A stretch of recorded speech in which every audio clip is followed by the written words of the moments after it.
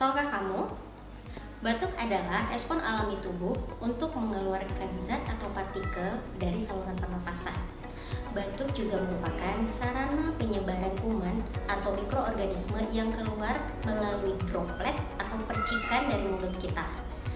Selain dapat menjadi sarana penyebaran kuman, batuk juga dapat menimbulkan rasa risih, tidak nyaman, atau bahkan marah jika terkena orang lain. Oleh karena itu, gak boleh batuk sembarangan. Kita harus tahu etika tentang batuk. Nih, kami ceritain ya etika tentang batuk. 1. Gunakan penutup mulut dan hidung atau masker. 2.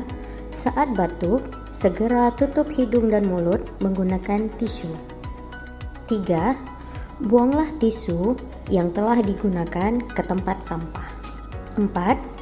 Cuci tangan dengan sabun dan air mengalir atau hand sanitizer berbahan dasar alkohol. 5. Jika tidak ada tisu atau masker, maka gunakan sapu tangan atau lengan baju bagian dalam. 6. Hindari berada di tempat yang ramai. Semoga bermanfaat ya.